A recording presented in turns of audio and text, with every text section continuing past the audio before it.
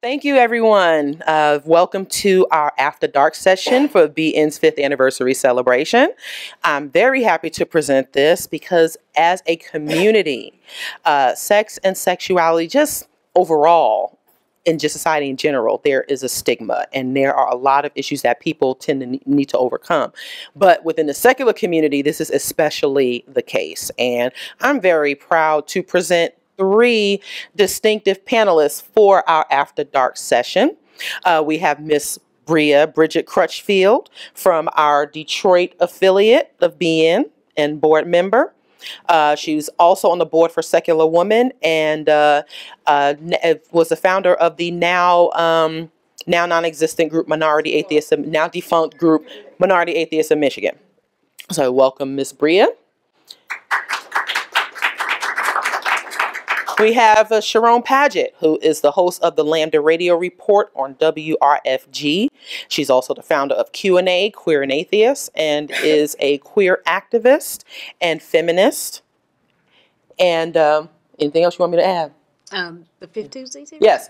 She and I co-host the 5th Tuesday series of the Lambda radio report on WRFG, which is an hour-long series about anything and everything atheism related. So it's usually quarterly, every 3 months. Whenever there's a 5th Tuesday in the month.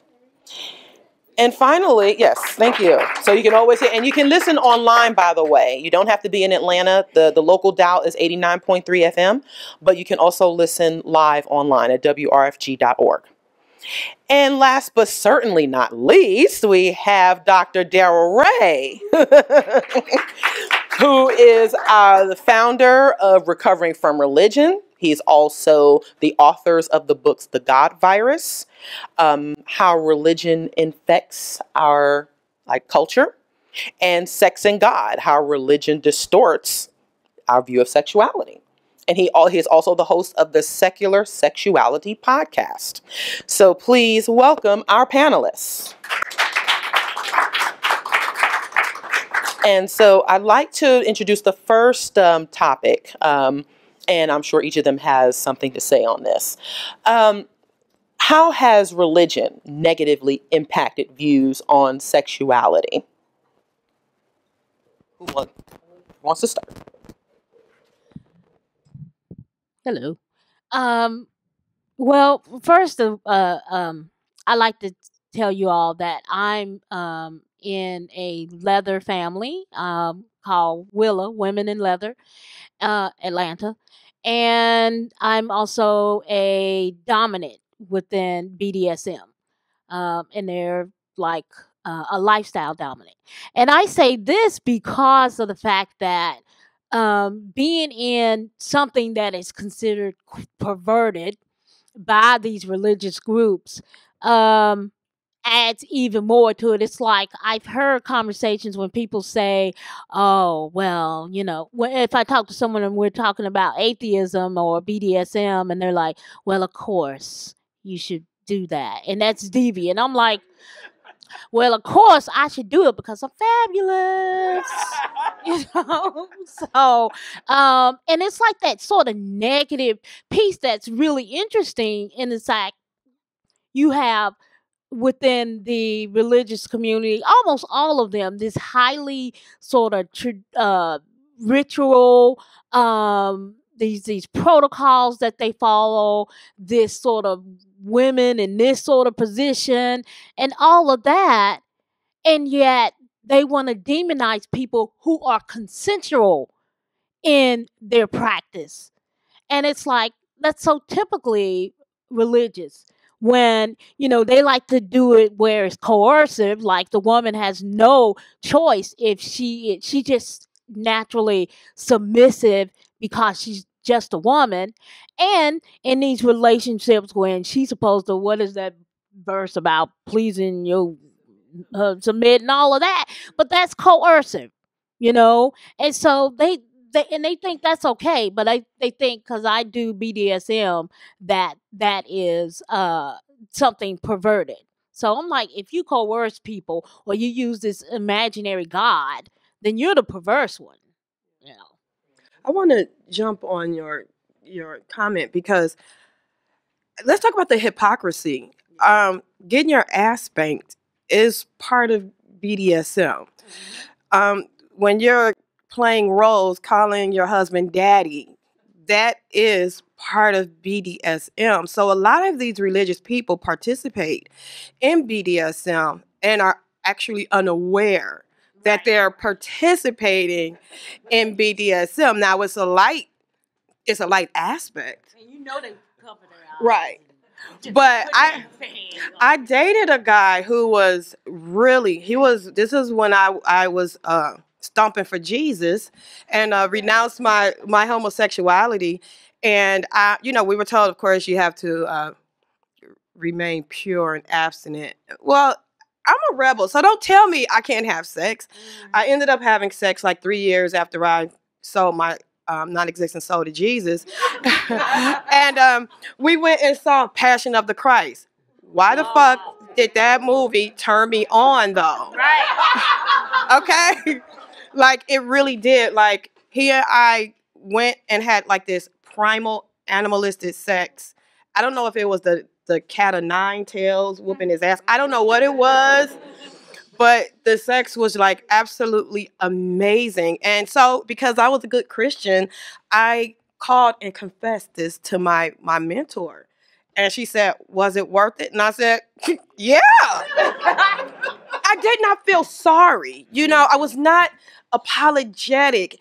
And I questioned because religion says I can't have sex. You can't have sex unless you're married. And I would always pray and say, so why did you give me these feelings? Why did you give me these urges?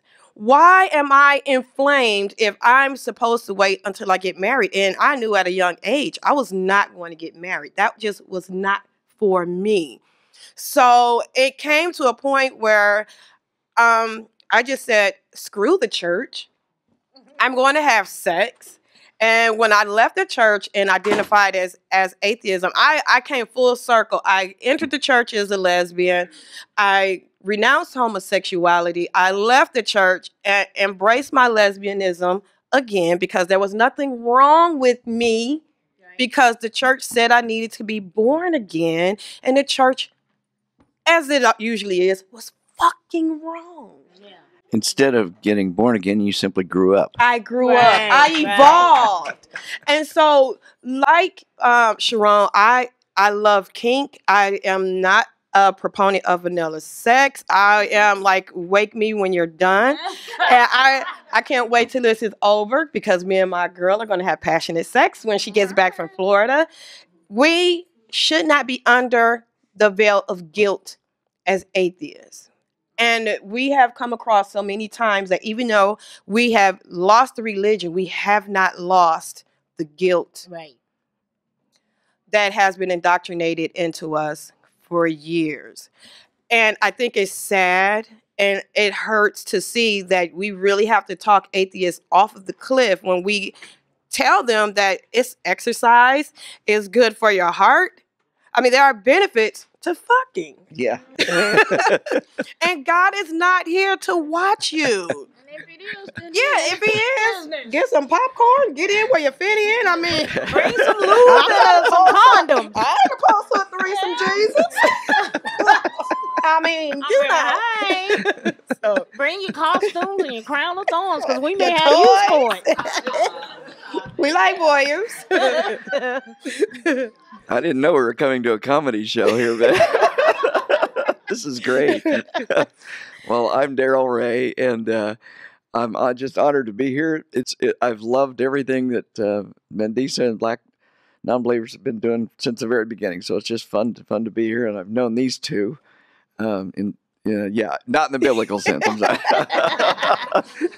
We ain't seen them in a dungeon. Right. I don't know how you picked the three of us, but we're all three in the BDSM, right? How did you do? That's why. I like spanking acid. That's my thing, yeah. And there's acid that seemed to like me to spank it, so that's good. But I'm a heterosexual male. I'm polyamorous, and I'm very open about that. But our view here is around religion, and I'm a psychologist. I've seen all my career how much guilt and shame just destroys people's lives, destroys their emotional, mental health, exacerbates tendencies towards mental illness to begin with. So if you have a tendency towards, say, depression, trying to suppress your sexuality is only going to make it worse. And trying to treat that in my office is really, really difficult if you can't attack the root cause of much of it, and that is oftentimes religion. So that's why I spent so much time in my own books talking about how to get rid of the guilt, how to get rid of the shame, and how to deal with it up front. Yeah. So and that's one of the things I've done on my podcast, which Bria's been on, and one of the best interviews I ever did was with that woman right there. I'm not kidding. I've had people say that interview changed my life. I've had people say that to me. Thank you. Yeah, I think one of the important notes to remember also is that when you have this religious shame and guilt concerning sex, that's going to lead you to not make solid, smart decisions. It's going to always put you in danger because of the fact that some folks, when they have this sort of guilt and shame, it's like a binge kind of action, you know? Yes, it is. They'll go and do this, and then they'll, unsafe. And then come back and, pray or do whatever or feel guilty. And it becomes like an addiction, It's a cycle. And they call it sex addiction. If the research shows the more religious you are, the more likely you are to self-identify as a sex addict or a porn addict. Isn't that interesting? There's a clear correlation between religiosity and sex addiction. Well, first of all, there's no such thing as sex addiction, period. So if you want to argue with me about that, see me later. But there's no such thing. But the religious people are the one that are constantly identifying themselves in that way. Right. Okay, so now we're going to get to our next question. Thank you. That was so awesome. Homophobia. Let's talk about homophobia for a moment. There is a lot of it.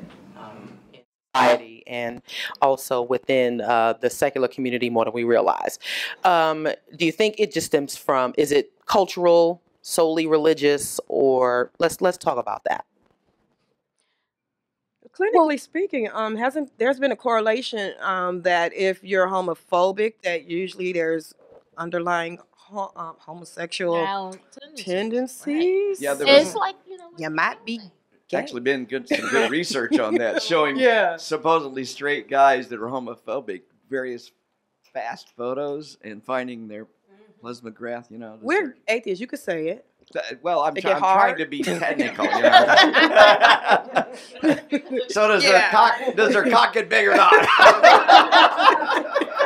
See, wasn't that free? There you go. You're welcome. There you go, Warren.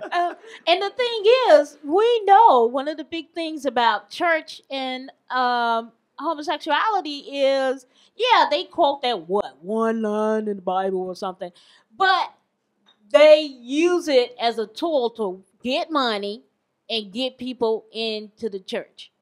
Is that because it's just easy to pick on someone that they think that the society hates, but what they're finding is that it doesn't hold the power anymore. So they had to switch to something, and it's kind of like that's what's happening within the atheists. It's like, well, I guess we gotta work with atheists and say how evil and devious they are and watch your children and all that kind of stuff. And they do that. So, it's homophobia it's actually going down, but the church, it just used to make them great money. So I think homophobia has really there's some interesting clues in the way homophobia is acted out. If you look at it, there's no prohibition against lesbianism in the Bible. They don't talk about that. But they do talk about a little bit about homosexuality. So what you can see is, if you look at the way it manifests itself, and it's always in the patriarchal religions, much more. Now, I'm sure some of it's cultural. I'm not saying it's not. But the more patriarchal a religion is, the more homophobic it is, and the more they condemn males for homosexuality. They don't even talk about females. Until fairly recently, Christianity hadn't been too concerned about lesbianism, and all of a sudden, it's as bad as homosexuality. So there's. But when the women started dressing masculine, then it became a problem, which is a problem even in the secular community. But I think in answer to the question, how is it a major problem? Yeah, homophobia seems to be going down, but the point is it still exists, sadly. And what I've witnessed online in the secular community, when someone tends to, I mean, it could be, I think the moon is black, I think the moon is yellow. One of the first assaults and insults that is lodged against men is calling them a faggot, is calling them a fuckboy, or calling them a gay ass. So even if you're not wielding your fist and beating someone to the within an inch of their life, these words still have power. And for someone to utilize these homophobic terms, it makes me question you. You know, when we come across these pastors and these anti-gay platforms and these soapboxes, automatically my flag goes up. He's struggling. He's struggling with his sexuality. Yeah. He's struggling. And there was this woman who had her anti-masturbatory campaign. Oh, yeah. She's struggling. She can't stop touching herself. You know? But I think it's so sad because they're having these issues. They want to project and make these our issues. I like touching myself. I do. I like being open sexually. And my son told me, you know, Mom, because I was Pentecostal, laying hands, tongue talker. You know, since you became an atheist, you're a lot more cooler now. So, don't ever change. I'm not going to change, but you know you're a cool mom and you're a cool atheist when your kid can look at you and say, Mom, I need to talk to you. And I said, okay, this was a couple of months ago. And I'm like, God, please don't tell me I'm going to be a grandmother again. I can't handle it. But it was worse. He said, have you ever had a threesome? I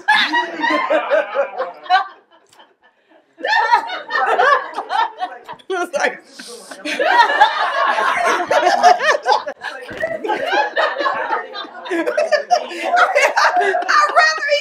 said, and the answer was? Well, I mean, I really had to think, like, my kids are just like me. When I say my kids smell bullshit a mile away, and my son would have knew I was a liar. My son just walked in on me talking to my slaves online. You know, he walked in, you know, so he knows. He knows his mom is a freak. Indirectly, he knew. But so I'm like, do I lie to this kid or do I tell the truth? And then momentarily had a flashback to where I could not have these honest conversations with my mother, with my father. And so, of course, I can't just answer the question. I have to teach. And I said, well, son, I've had threesomes, foursomes. I've been a voyeur. I've been an exhibitionist. And, you know, you have to get consent. You have to really think about the third party that you're choosing, because what if there's an emotional attachment between you and her? What if there's an emotional attachment between her and blah, blah, blah, blah, blah. And I said, oh, my God, I said too much, didn't I? And he said no. And then he hugged me. And because if you're a parent, or let's just say you're a parent to someone else, because not everyone has children, but everybody is a parent to someone's kid, whether it's biological or whatever. We have to stop thinking about our discomfort and think about what the lack of information we withhold, how it's going to impact that person that young person, and where they're going to get that information downstream. That's what we don't think about. We don't think about, okay, if I don't give them the correct information, they're going to seek this information out, and it's going to be erroneous, and it can be dangerous. So we have to think about being honest, no matter how.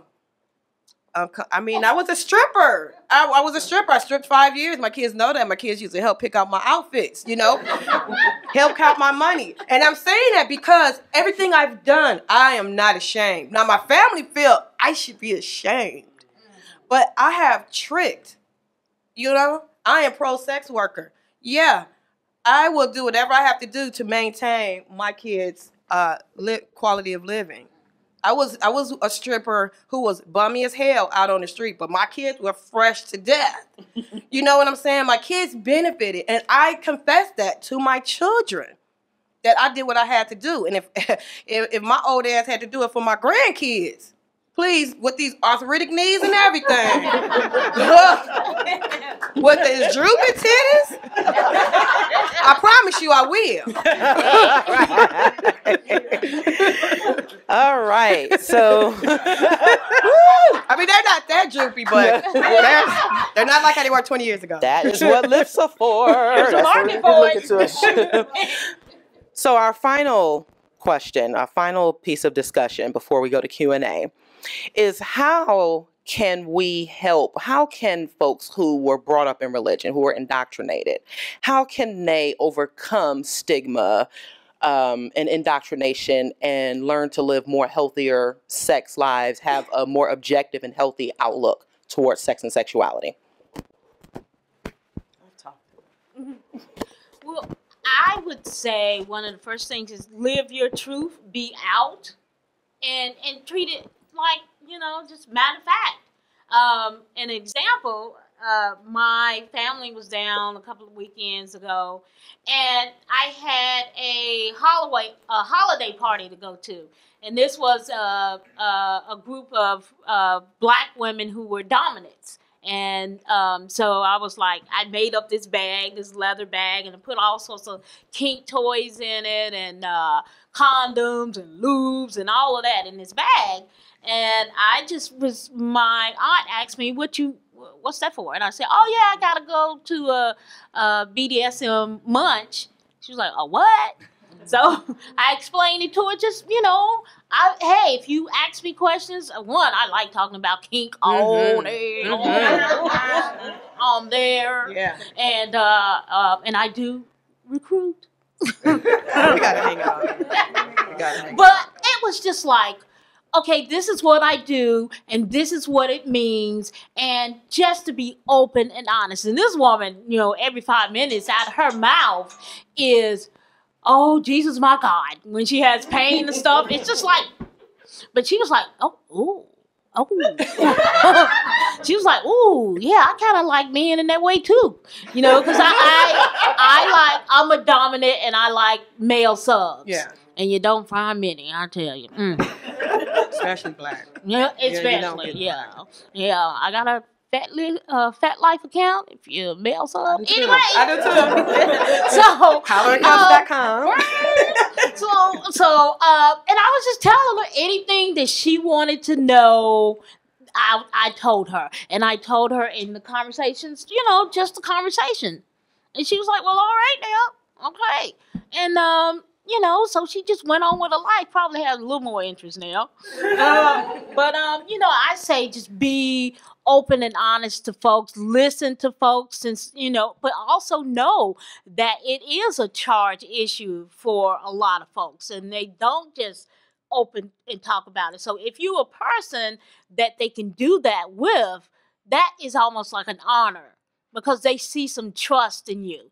And it's like, you know, Sex is the weak spot of religion. And once you normalize normal human sexual activity, it's very difficult to remain religious. Yeah. right. Yeah. I mean, that's a tweetable one. yeah. So what I see is we do exactly what you're doing, Charone. Make it normal. It's no big deal. I'm gay, or I'm BDSM, whatever. The more normal you act about it, the more it really challenges the religious. I oftentimes say, things like, yeah, I masturbate, don't you? Right. I mean, who's the abnormal person in this room? Yeah. Or, yeah, I've had multiple sex partners. Yeah, I've had threesomes. Yeah. You haven't had one yet? You don't know how good they are. Out. And the religionists just don't know how to respond to that. But here's more important for who we are here today. I find a lot of atheists, secularists haven't dealt with the shit inside themselves. Yeah. Their own guilt and shame programming around this. And you listen to these two women talking, they ain't got none left. I mean, no. And that's what I love about both of you, is you've dealt with the shame and guilt, and you're being who normal human beings are. It is abnormal to be a Catholic. In this sense, that's a fucking crazy BDSM religion. Yeah. There's a lot of kink in Catholicism. People hanging on crosses. Yeah. That's weird. Yeah, what do they call that cross in the dungeon now? Yeah. That's like, you St. know. Andrew's cross. Yeah, right. Yeah, you Who have said been St. in my Andrews? dungeon. Freak. Oh, that I tell you. I mean, all of that. All of that. It's like, whoa. I never tried to watch the last. I never tried to watch The Passion of the Christ. Well, Even though erotic for me, so even though at the time Mel Gibson and I were the same religion. It's like it has all of the hallmarks of like it's been said to be homoerotic. Yeah. I mean all them all this beating and slapping and all this kind of stuff. Come on now. They did the negotiations behind the camera. We ain't get to hear that. I want to interject before Mandisa wrap this up. Embracing healthy and exciting sexual lifestyles. It is okay to fantasize. If you are with someone that you cannot be honest with,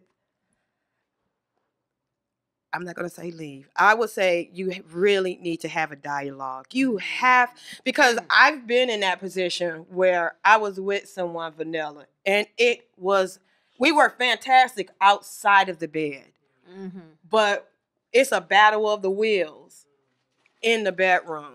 And that bedroom can be a foundation for how your day starts, how your day ends. You're going to go to bed upset. And I made a commitment to myself that moving forward, I would throw out little terms, kink, sub, dom, and if they didn't jump on it, I could not pursue it.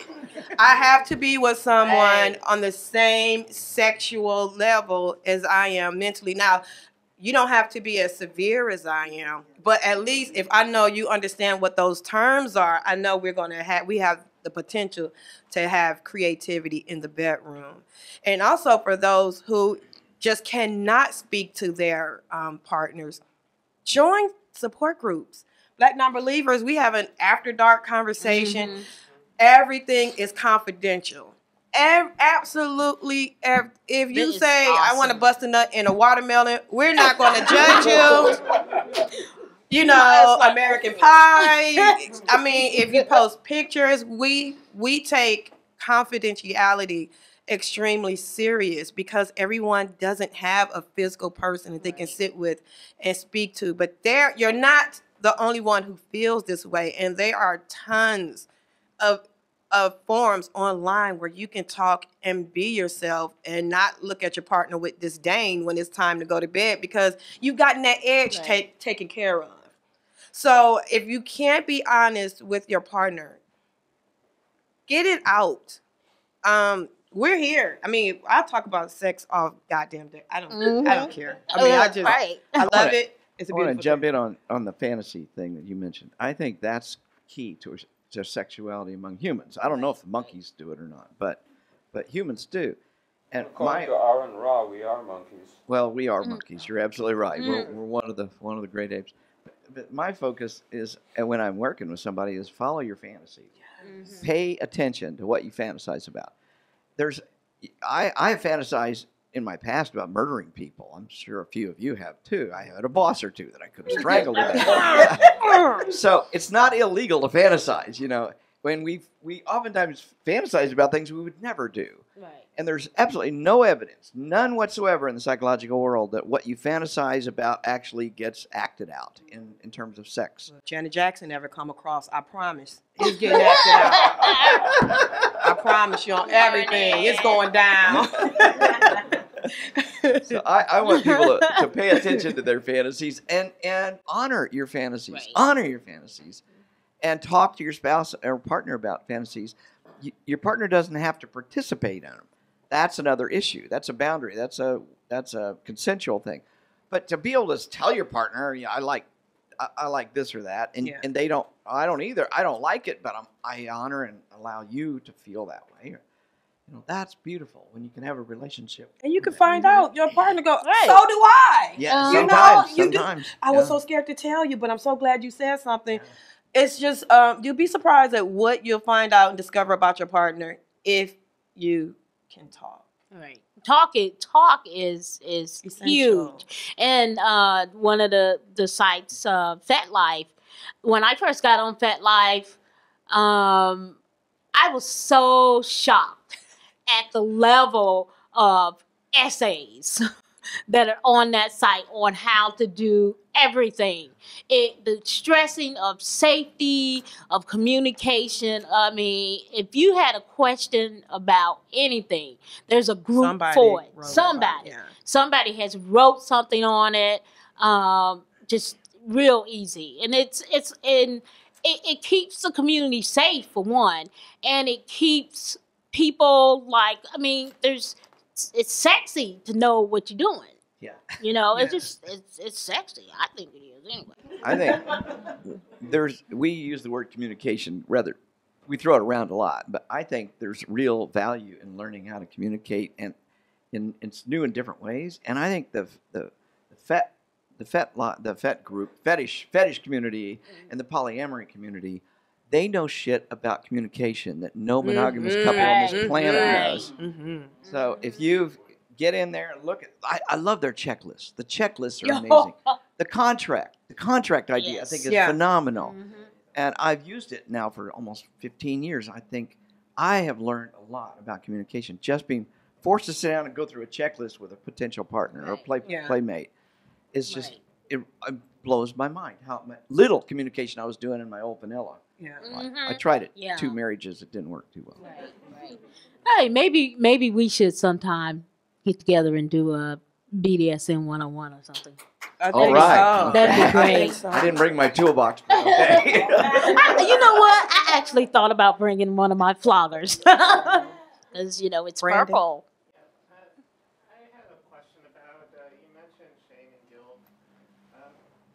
Start slow, see how they respond. And I think the question you just asked is a good question to ask in a relationship. Is it safe for us to talk to each other? Just be right up front. Is it safe for me to tell you what I really think and feel? Because if your partner is offended by this, then you have an issue that's much deeper than whether you want to spank their ass or they spank your ass. That's not an issue. The issue is, can we talk about it before we act? So talk out loud about that. Just, is it safe to talk? And if it's not safe, it's probably because they have shame and guilt too. The partner's shame and guilt, especially if they were religious or still religious, is going to inhibit them from being honest with you. They may have the same fantasies. They can't possibly be because Jesus, you know. By the way, if you're in a religious marriage, you are having a threesome with Jesus every time you have sex. I'm telling you. The other thing is that when you are a woman that's claiming your sexuality, or you're a trans person and you're living your truths, the shame and guilt that comes from that still some folks like, to throw a term out there, there's this term that particularly affects women who are women dominants, is called dom drop. And sometimes that happens after you done did a scene, you know, whip some guy's ass, and he's like nice and red and everything, and, you know, calling you ma'am and, you know, doing all the things, right? But there's this drop that happens, that the level of guilt that comes in, and you say, oh, wow, as a woman, we're not taught to be this dominant. We're not taught to do this and that. And it's just kind of like, you know, you loved it. And it's like the shame of loving beating this man's ass or doing some CBT. Well, me neither. I never experienced it either, but somebody has.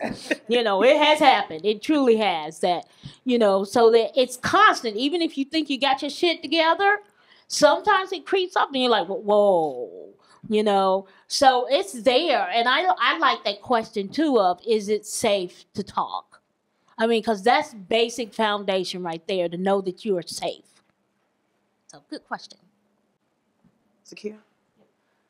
So along the same lines, I had that experience at work. Everybody called me like the sex expert at work because I just have no shame. And I work for a Fortune 100, Fortune 50. I work at AT&T.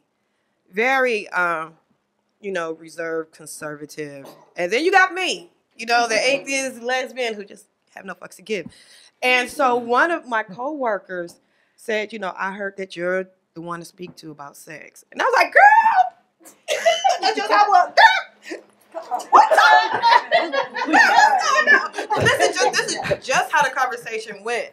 And what I found to help this conversation go along is you revealing something about you. Yes, amen. That puts you on an even plane. And you be like, girl, that ain't shit. I blah, blah, blah, blah, blah. Now, what you got to beat that?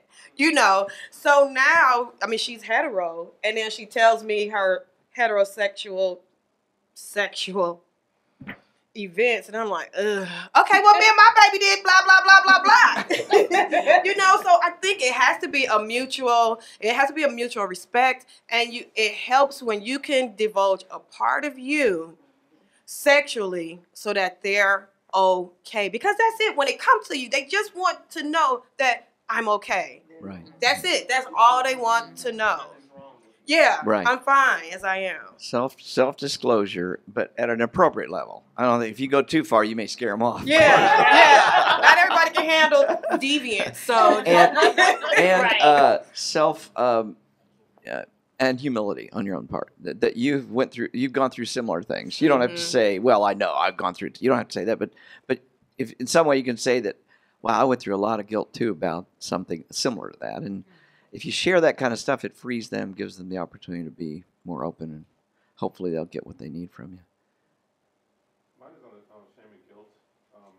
On a somber note, I'm a former Jehovah's Witness. Oh, glory! Yes, I am bless you, too, my baby. child. Baptized, disfellowshipped, yeah, apostate. I had 3 friends. What? I'm almost 50 now, and I'm very happy that I'm here. You know, and now my friends, they would have been like in their 50? Yeah, 50, right? So now, so now, okay. I mean, but I'm just grateful for it and everything. But my friends would have been in their mid-40s now, and they missed out on all this life. And you know, I just wish I could reach out to young people and get them to avoid that. You know, how do you help them to avoid the shame and the guilt that religion has brought upon them for being themselves? That is a very tricky. I'm in part of an ex-Jehovah's Witness group, and to this day, the guilt is strong. Me, I was an angry Jehovah's Witness, so it helped me because I just saw, like, damn, we can't do nothing. We can't go to the prom. We can't. So I didn't have a lot of this guilt like a lot of my classmates had. You know, I had former classmate went to Bethel. They said he was dropping it like it was hot, and they kicked his ass out of Bethel in New York, where you're just like slaving for the organization. That one is extremely, extremely difficult because when you reach out to Jehovah's Witnesses, they are guilted into telling. Like the snitching level is epic in the Jehovah's Witness. And what will happen is that they will flock around that person and protect them and will just cut off all ties. So with the Jehovah's Witness, it is hit and miss. I will just put it out there and say, I'm here. You know, I know what you're going through, but it is ultimately up to that Jehovah's Witness youth to make the first initiate it, because you can either bring them into the flock or you can push them over the ledge, because the guilt is so effective. The repetition is so effective. You got 4 nights you're dedicated to Jehovah to get this repetition reinforced over and over for 2 hours. So it's not as easy as talking to someone who is from the Pentecostal or someone that's, Baptist. You have layers, and it's more layers of an onion. Thin layers, because not only are you going to disappoint your family, you're going to disappoint the elders, you're going to disappoint the pioneers, you're going to disappoint the Watchtower Tract Society in New York. It runs so deep. So with me, I wait till they come to me. I don't want to be a part of the possibility of making the situation worse for someone that's Jehovah's Witness. I just put ex-Jehovah's Witness in my bio on Twitter, Instagram, and I hope think for the it's best. Important, especially for Jehovah's Witnesses and for Mormons. And those are cults. Too. Those aren't just really theirs. Clearly cults. I think you need to support as much as possible ex-Jehovah's Witnesses groups, because you belong to a group here, but that group has tentacles, Yes. has relationships back into the old community. And some of them are real quiet under the radar because they can't talk to you. They're supposed to, not associate with you. So support the X groups and attend them. I think that's one way to reach out. Second thing is the internet is going to kill all these religions anyway. Jehovah's, the internet is where religions go to die. I think that's the great quote. But the Jehovah's Witnesses are dying rather quickly. I mean, their funding has gone down. The Mormons are too. The Mormons will not admit it, but their funding is really crashing. The Catholics would not even they would be dying rapidly were it not for immigration alone. That's the only thing keeping the Catholic numbers up. There's lots and why is that happening? Because of the internet. So there's your witnesses throw who a never link to them gone once on in a the while, internet maybe. because they've been told not to. Yeah. Oh. Yeah, go on the Which, internet. of course, makes it more appealing. Warren, because Warren's had his hand up. Yeah, you were talking about your son earlier. How old is he? My son, hold on. Oh. My son, he's 24. And my daughter, he'll be 25. My daughter will be 28 years old.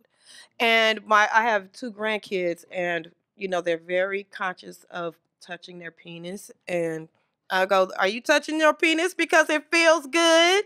And they go, "Yeah, sugar mama." And I'll go, "Okay, well, just wash your hands." Okay.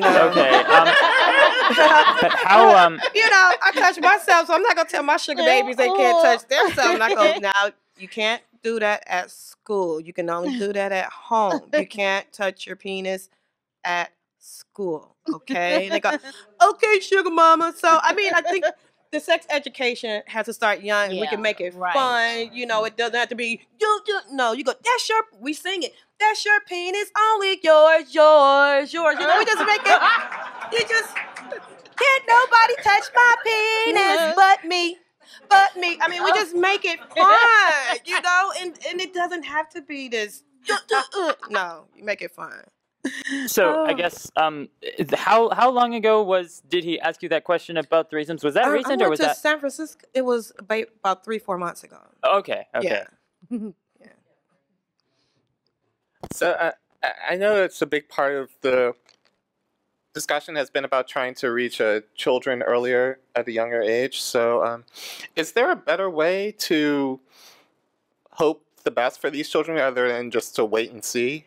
I know you said the internet sort of breaks down barriers, but I mean, when people make the decision, you're vague. I'm sorry. When people make a decision about their sexuality, or they want to decide about something for themselves, or whether they want to come out as atheist or whatnot, one of the things that's kind of a barrier is that you lose this sense of community. I mean, the internet can only do so much, but you lose your whole network of support, your family, your friends, your what have you. And is there a better way to just wait and see for children? I know I wanted to bring this up because of something in his situation. Is there a better way than just wait and see? If you're a minor, I'm not going to tell you to go against your parents. I'm just not. I had a young lady, she's in college. Her parents are funding, a young Black woman, and her parents are funding her college education. And she said, "Miss Bria, I want to come out as an atheist. What should I do?" I said, "You keep your ass in school and let your mama and daddy fund your education. You give them that degree. You get in your own place, and then you be the biggest damn atheist as possible." Yeah, right. You do not cut your nose off to spite your face to prove you're an atheist. I can't fund your life. I can't do it. And same with these 16, 17-year-olds who are struggling and their parents are making them go to church, trying to pray the gay away. I can provide resources. We have affirmations in Michigan. It's the biggest gay resource. But I cannot tell you to rebel. I'm a rebel. I would love to, but have someone told my children to rebel against me, that would be held. Let me tell you about a resource that's available. It's available to minors. It's called the Recovering from Religion Hotline. We have kids calling us as young as 12 years old from inside their closet with the door closed, quietly talking to us about, "I think I'm gay," or "I don't believe any of the shit my parents have taught me. What do I do?" And first, we do one thing. We listen. And they love having somebody who's non-judgmental listening to them. Second is we say what Bria said. stay at home, keep under the radar. You got to finish school. You got to, we don't want you on the streets. So, but let people know about the Hotline Project, because from the Hotline Project, we can then send them off to other resources like links to religious stuff, or non-religious stuff, or sexuality stuff. And we can tell them that. They called us. We didn't call them. Yeah. But the Recovering from Religion hotline, just go to recoveringfromreligion.org and tell everybody on the planet about this. We have about 170 people answering phones 24 hours a day on the weekends and every weeknight. If you are interested in being a volunteer for Recovering from Religion hotline, go online, recoveringfromreligion.org, sign up for our volunteer thing. We have excellent training. You are forced to go through some damn good training before we let you talk to anybody. Right. And we do it, and you also do it under supervision. So you got feedback, and we would love to have more people of color on the hotline. Yeah. And that person right there, Gail Jordan, is our new executive director. So. Right. Yeah. I'm sorry, but I'm going to plug. You let me talk. It's your problem. I have the floor. Darrel said I have the floor now. There's GSAs, GayStraight Alliances, in a lot of high schools. I teach high school in North Fulton County, and there's a strong GayStraight Alliance at the high school that I'm at. Guidance counselors will have a triangle on their doors if it's a safe space for them to go. Good. We've had teachers who have the triangle on the door, but it hasn't been as prominent in recent years. And I kind of hear through the grapevine that at other schools, it's there too. I've only been at this particular school in several years, so I can't speak to other schools with first person, but this generation of kids that are coming up are so different from what we were raised up with. They're so different and so open and accepting as far as not just being gay, as like agnostic, atheist, non-religion. It is a very different change for this group. So hopefully there'll be some spillover in, well, if my parents are still kind of stuck in the past, at least I've got my friends until I can get out of the house. Right. Bree is absolutely right. Right. Good job. Good suggestion.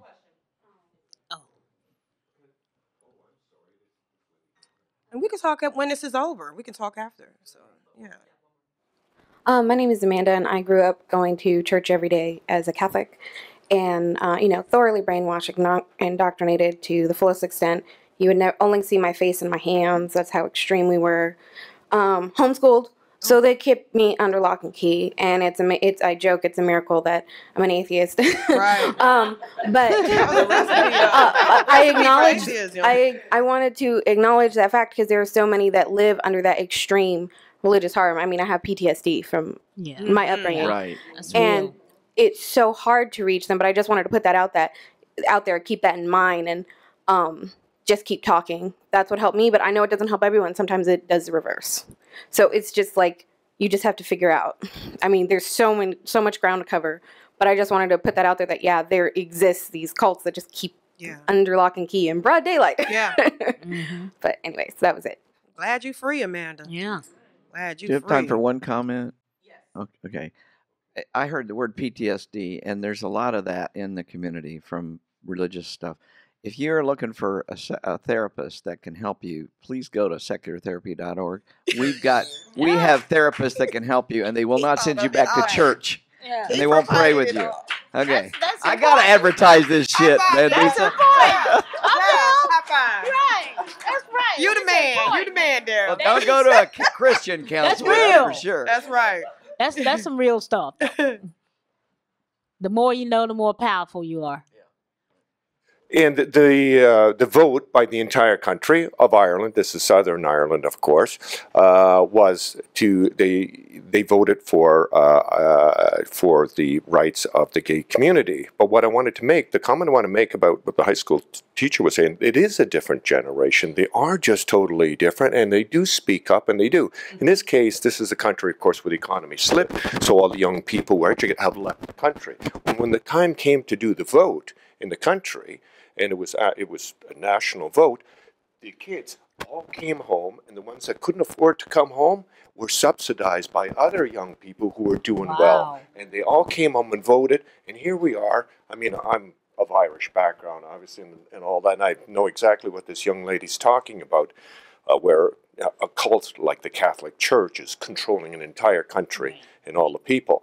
And these people came back and they helped to vote. And of course, today, one of the most leading and progressive countries in the world when it comes to, freedom of thought, sexuality, whatever, is Ireland. And I'm very proud of that because I never thought it would ever happen. Wow. Anyway, thank you. That's great. Yeah.